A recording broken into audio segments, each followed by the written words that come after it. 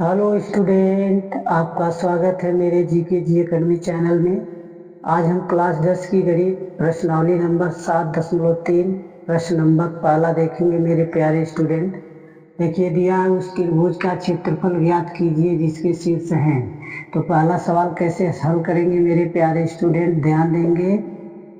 दिया है 2, 3 -1, 0 2, -4 दिया ना। ये आपका x1 हुआ, y1 हुआ, x2 हुआ, y2 हुआ, x3 हुआ, y3 हुआ। त्रिभुज का क्षेत्रफल बराबर क्या होता है 1/2। बड़ी कोष्टक में क्या लिखेंगे x1, फिर क्या लिखेंगे मेरे प्यारे बच्चे y2 - y3 प्लस करके क्या लिखेंगे x2, तो y3 माइनस क्या लिखेंगे y1, फिर प्लस क्या हो जाएगा x3। सूत्र है ये मेरे प्यारे बच्चे y1, ठीक है ना, y1 - y2। इसी सूत्र पर इस सवाल को हल करना है दोनों। किसी को दिक्कत है? देखिए यहाँ क्या लिखेंगे, त्रिभुज बराबर 1/2 उतार दीजिए। x1 का मान क्या है 2, y2 का मान क्या है 0 -y3 का मान क्या है +4, फिर प्लस x2 का मान क्या है, ध्यान दीजिएगा x2 का मान क्या है -1, तो यहाँ -1 लिख देंगे। और y3 का मान क्या है -4 है, y1 का मान क्या है -3 है, प्लस x3 का मान क्या है 2 है, y1 का मान क्या है 3 है, y2 का मान क्या है, y2 का मान जो है आपका 0 है, ठीक है ना।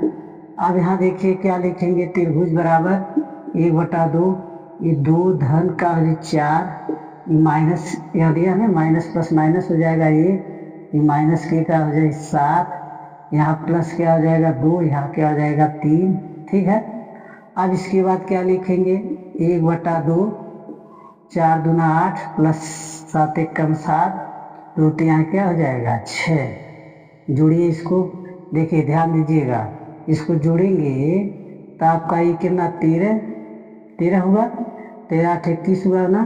तो यहाँ का लिखेंगे 1/2 कोष्टक में 21 बराबर क्या हो जाएगा 1/21 हम इसका गुणा इसमें कर देंगे तो 21/2 मात्रक हो जाएगा। कोई दिक्कत है किसी को? ये राइट आंसर है मेरे प्यारे स्टूडेंट, समझ आ गया ना। पहले का आप दूसरा देखेंगे मेरे प्यारे स्टूडेंट, ध्यान देंगे क्या दिया है दूसरा क्वेश्चन आपका। देखिए कैसे सॉल्व होगा, ध्यान दीजिएगा, जैसे पहला हुआ वैसे सेम में भी होगा, ठीक है ना। ध्यान से देखेंगे तो समझ आ जाएगा। त्रिभुज का क्षेत्रफल का सूत्र याद होना चाहिए। देखिए x1 y1 x2 y2 x3 y3, ठीक है।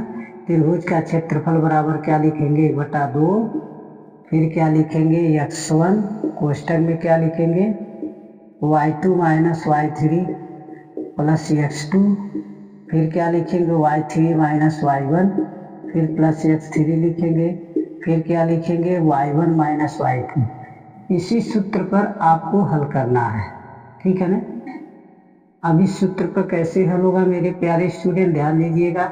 यहाँ त्रिभुज बराबर क्या लिखेंगे 1/2, x1 का मान -5 है, y2 का मान क्या है -5 है, ध्यान दीजिएगा।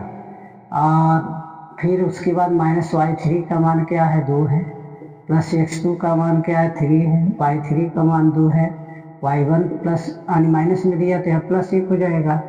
अब यहाँ x3 का मान क्या है 5 है, y1 का मान क्या है -1 है, और फिर y2 का मान क्या है, यहाँ -5 दिया तो यहाँ +5 हो जाएगा, कोई दिक्कत नहीं है।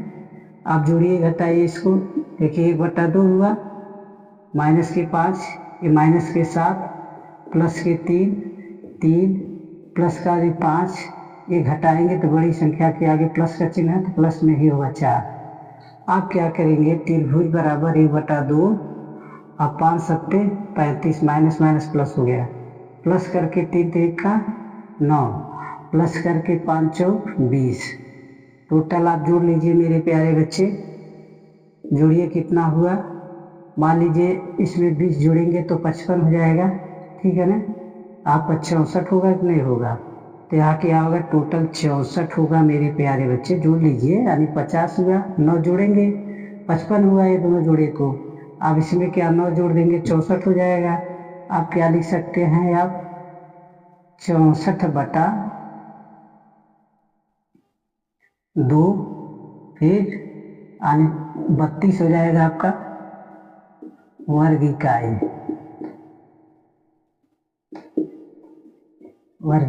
यही आपका राइट आंसर है।